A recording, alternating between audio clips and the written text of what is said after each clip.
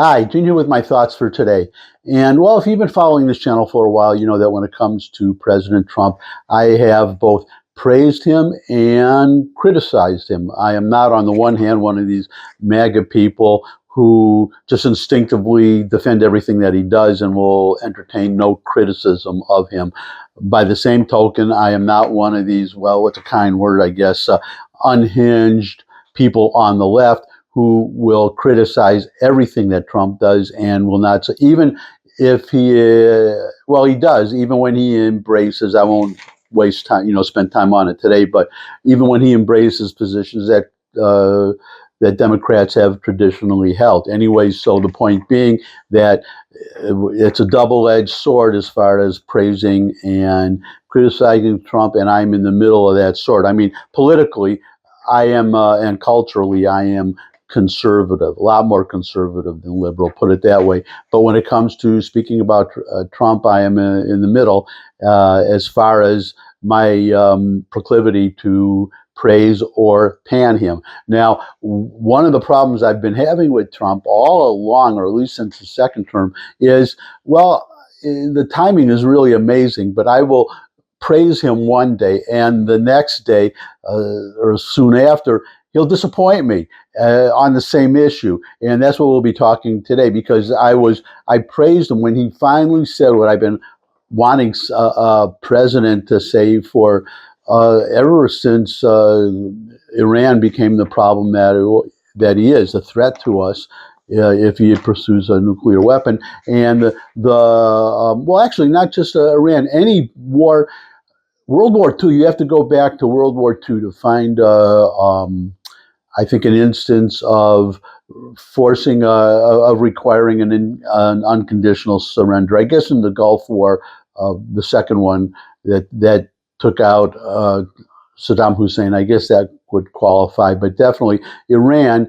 I was so pleased to see Trump say unconditional surrender. Just get rid of your nuclear program, all your centrifuges, your enriched uranium, your ballistic missiles, and the all in totality, your Iran's capability to produce any of those things. So I was very happy. But then today, oh, by the way, that's a change I'm trying to make to this channel starting today. I'll throw this in because I've been you've heard me a million times if you watch this channel. I say, blah, blah, blah, I'm recording this a day before you see it, or I'm recording this if I'm on a Friday, 3 days before you see it. So a lot of current events, by the time you see my vlog, they're not current anymore. So I'm going to try to, for instance, today, edit this video as soon as I finish it and put it right up. I'm going to try to publish them the same day, ideally the same hour that I record them. We'll see if I can do that. Anyways, getting back to today's subject. So the reason I bring that up is because moments before I'm recording this, well, probably a half hour by now, what came out, well, definitely in the Israeli press, and I believe, yeah, I know, in the American press too, but this is the headline I'm going to show you. This is from the Israeli press, but it reflects what's in the American press. Iran holding direct talks with U.S. says it could bend on nukes if attacks stop. U.S. Special Envoy to the Middle East, Steve Witkoff, and Iranian Foreign Minister Abbas Araghchi have spoken by phone several times since Israel began its strikes on Iran last week in a bid to find a diplomatic end to the crisis, three diplomats told Reuters. A regional diplomat close to Tehran said Araghchi had told Witkoff that Tehran could show flexibility in the nuclear issue if Washington pressured Israel to end the war. A second regional diplomat who spoke to Reuters said the first call was initiated by Washington, which also proposed a new offer to overcome the deadlock over clashing red lines. So, I have a comment section below the video. You can agree or disagree with me, but to me, That doesn't sound to me like unconditional surrender. And we know that Trump is delaying his decision that was expected, the same day as today, or very soon thereafter, within, say, 48 hours, a decision on whether we would get more actively involved in Israel's war with attacks on Iran, which would, I mean, as a practical matter, would just be a B-2 bomber flying over the mountain under which the Fordo nuclear, centrifuges are located, and drop a couple of what they call massive ordnance penetrators. MOP, I'll use. It's easier to say, and it's apropos because that's the idea, is to mop up Iran's nuclear program. But now we see this. He's delaying. Trump is now just announced that he is going to delay his decision on that for 2 weeks. Now, that's one good thing, I guess, for us, for Trump, because it was also reported today in the Israeli press that Netanyahu said, he did a press conference, or was on an Israeli I think radio station. Anyway, Israeli media, and he said that Israel has the capability. They can take out the Fordo facility. They have the ability to do it alone. So if we're talking 2 weeks, because in that same article, Netanyahu is quoted as saying that they're achieving much more success than they expected, and they are way ahead of they are ahead of schedule in achieving what they want. And they were. It was reported in an early article. I don't remember the official who said it, but that the Israelis expected to be completely done in about 2 weeks. And Trump said 2 weeks, right, before he decides. So I guess, number one, it does what the Iranians have been doing to us, stringing us along. So now we could be stringing the Iranians along.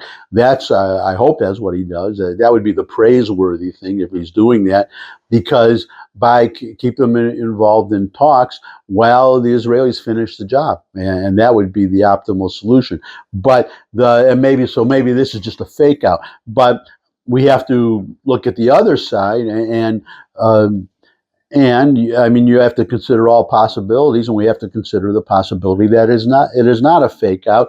And Trump is, well, let's just go over these quotes again. Okay, first of all, direct talks, and this is what well, you saw the title to this vlog, and I'm going to get to it. Well, the reason that there's this article, it concerns me, is because the whole idea, unconditional surrender, I mean, that is the complete opposite of appeasement. And Trump, there's no other word for it but appeasement. Steve Witkoff, and I don't know why Trump doesn't fire him, along with Tulsi Gabbard. That's another one he should fire, but another story for another day. But that Witkoff has been speaking with the foreign minister of Iran, and who is closest to Iran, who is most directly and most proximately and the soonest affected by an Iranian nuke. Obviously, Israel. As far as the United States, until Iran would develop an ICBM, unless you're going to do deploy. Well, I guess they could put well, that's the other part that worries about me. All these isolationists, unfortunately, in the Republican Party, who are saying, that we are overestimating the danger of an Iranian nuke, but they don't. I mean, how many? Despite all the drugs we catch, how many illegal products come into the United States just in shipping containers? You look at any photo of a container ship, and you see thousands of these things stacked, to the sky. So if there's one, how hard is it to imagine a nuke, a nuclear weapon in a shipping container in the middle of and on the bottom row of all of these shipping containers, right? The ship comes into the harbor, and boom, boom, boom, long before we could detect it. So that, and let alone stop it. So you see the danger to us, but that would be one way. But the main thing is an intercontinental ballistic missile that would reach the United States. Without that, they at least cannot deliver a nuke by missile. But but Israel obviously is on the same continent, and there are missiles right now. By the way, the Israelis have now destroyed about half of Iran's missile launchers. So they're making a lot of progress there. Now the first salvo, when the war started, was about 150 missiles fired at once. The last one was 20 fired at once. So you see, they're degrading their ability to hurt Israel a lot. And also, I understand that there's a TV station is down in Iran, and some internet. Very hard for the Ayatollahs to broadcast their propaganda until hopefully Elon Musk will get Starlink working, not for the benefit of the Ayatollahs, but for the benefit of the population, to coordinate a resistance. Anyways, getting back to these discussions, Israel is the most affected, but why is somebody who is demanding unconditional surrender, at least until this article that just came out, these news reports that just came out, not insisting that the Israelis be included in any talks? That these are direct talks between us and the Iranians. Why not? Why does Trump not say, okay, we will talk to you. We will talk to you in our embassy in Jerusalem, to include the Israelis, and say, if you don't want to talk, that's fine. The war goes on until you want to talk. And that's the other thing.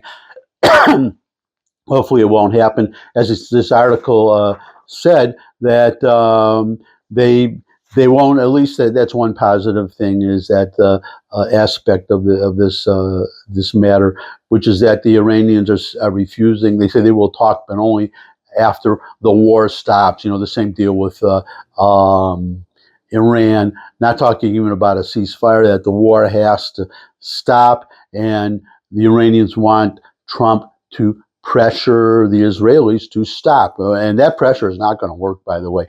And I'll end on this, if you know me, one subject leads to another, or one thought leads to another, which is why I changed the title of this channel from my thought for the day to my geopolitical thoughts, plural, for the day, because there's something else about a possible rift between the United States and Israel. The main thing we give the Israelis no. We get, as I was saying, we get intelligence from the Israelis. Okay, so that is of value to us. We give, we provide military aid to Israel, but like, as we say, Egypt and other countries, we don't give Israel any humanitarian aid, I guess you'd call it, food or money to have. Say the way that Egypt would. Egypt could not survive without financial contributions from the United States and the Saudis. It's a plain fact. Israel could. The main thing is the military problem, and that is actually the Israelis are starting to ramp up their own production of, they already do tanks and things, but material and other things to not have to rely on. Well, say if another Democrat succeeds Trump, then they got a problem there, the Israelis. But we're talking, we provide military aid, but, well, you got Hezbollah, right? Hamas. They're not a threat anymore. They're holding hostages. That's the only leverage they have. And the only other, the Houthis, the Israelis, the occasional missile comes from Yemen. But the Israelis, if they don't have Iran to deal with and these other countries, then they, they can throw everything at the Houthis, but also the point is, once Israel is gone, really Israel has no enemies after that. And why would they need military aid from the United States to when there's nobody to attack them? So that would be an advantage for the Israelis and us. Number one, for us, obviously, we wouldn't have to provide the aid anymore. We wouldn't need to. And for the Israelis, then there would be, the whole point of the Israel reestablishing its sovereignty over its homeland after 2,000 years of occupation by foreigners. The reason is for Jews to be able to not be beholden to other nations, not have to depend, as I'm a Jew, as we've had to for 2,000 years, on the goodwill of other countries. There are just numerous instances in history, in Jewish history, of Jewish populations flourishing in some land, and then until a ruler comes along who doesn't like Jews and exiles them, throws them all out.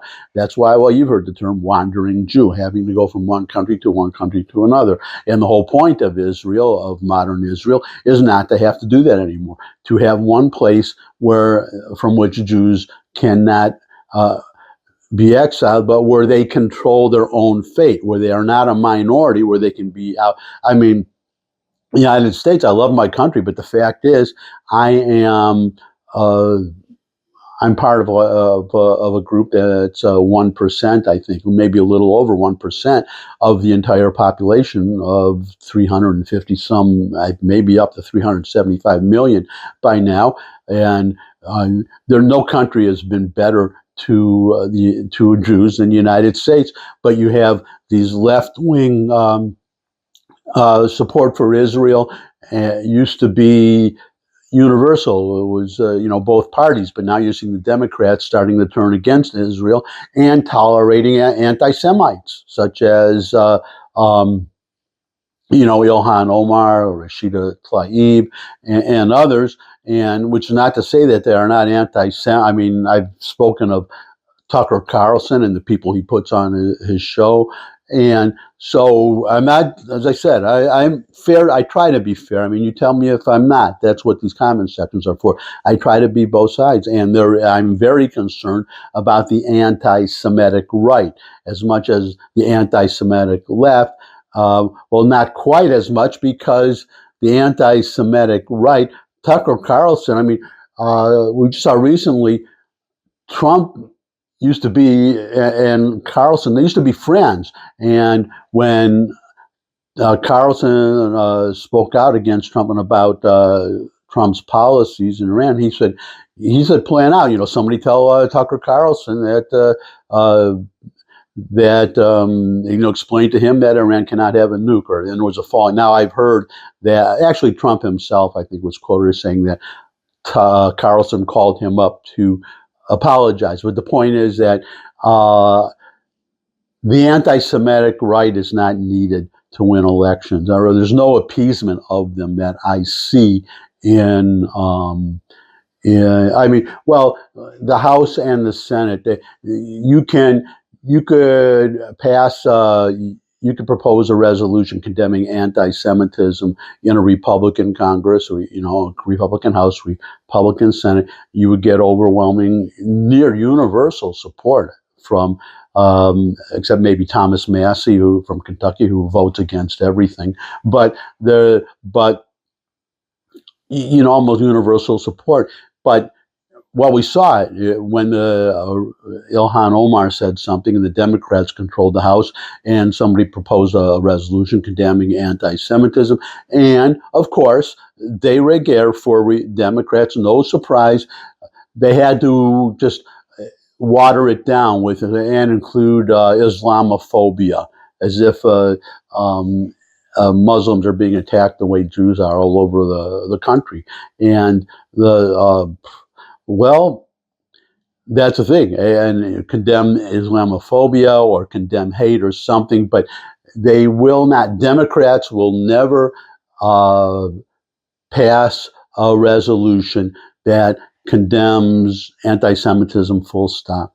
That's just the way it is. So there's a difference there. But the point I was making is that if I have no worry about Republicans, but Democrats, because they depend so much on the Ilhan Omars and I just saw an article today or yesterday, the Democratic Party is having they're in real trouble financially. They're having trouble raising money. And you had Randy Weingarten, head of the teachers union, American Federation of Teachers, the biggest union, one of, if not the biggest union in the United States.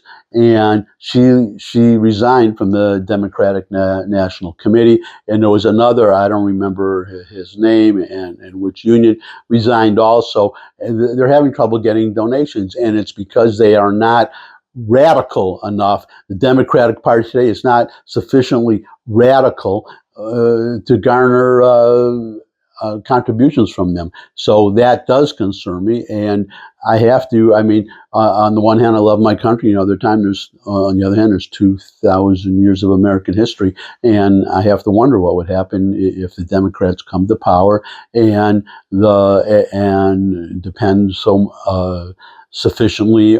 It's possible maybe that they could, hopefully not probable, but it's at least possible that they could have enough power in the Democratic Party that a Democratic government, imagine a Democratic House and Senate and White House controlled, guided by Ilhan Omar and people like that. Can you imagine them? I mean, if you're Jewish, and all these attacks on Jews, by the way, that they are occurring in blue cities such as Crown Heights area of New York, and whereof I know I speak because, as I've mentioned in the past, I lived in New York for 41 years. So I understand what's going on there, and it's that's the United States. So you can imagine other countries. England, attacks on Jews in England, France. France is a special problem, and there needs to be a place for Jews to go. That's why Israel is there. But the most important point that I was making is that, and I hope I'll end on this today because it's getting a little long, but is that for Israel, for Jews in one little place in the world, decide, never mind smaller than New Jersey, smaller than Lake Michigan, of my in the northern border of my home state of Michigan. What beautiful state, by the way, beautiful state. Have to get that in. So especially up north, the Upper Peninsula. Anyways, as I was saying, the Israelis need to be masters of their own fate. And they're not masters of their own fate if they are dependent on support from other countries. So hopefully a result from this will be that better for the United States and Israel, for Israel to be totally dependent and not have to depend on Israel, on America for anything, because that also means, this is the other advantage for the United States, say United Nations or whatever, where unlike all these other supposed allies of ours, they always, as to my knowledge, Israel always votes with the United States and the United Nations. But no one could say, as some might, that the Israelis vote with the United States only because they depend, or substantially or whatever, because they depend on the United States for aid. The Israelis could say, no, we are an independent, we don't need anything from the United States. We vote with the United States on principle, because they are a democracy, we are a democracy. They are, well, obviously, we're a Western country, and Israel is basically a Western country transplanted to the Middle East. So I guess I should end on that for today. Thanks for stopping by. If you could subscribe, that would really be great. Your comments welcome in the comment section below the video. Share this video with anyone you think would benefit from it. But most of all, come back and see me again. I would love to see all of you again. And until I do see all of you again, well, before I say bye, one more time, Mr. Trump, if you're not an appeaser, then demand the participation of the Israelis in any of these talks. And if you won't, and understand that the Israelis are not bound by any agreement that the United States and Iran makes that excludes Israel. It's just that simple. That's the way the world works. So now I can say bye. Bye.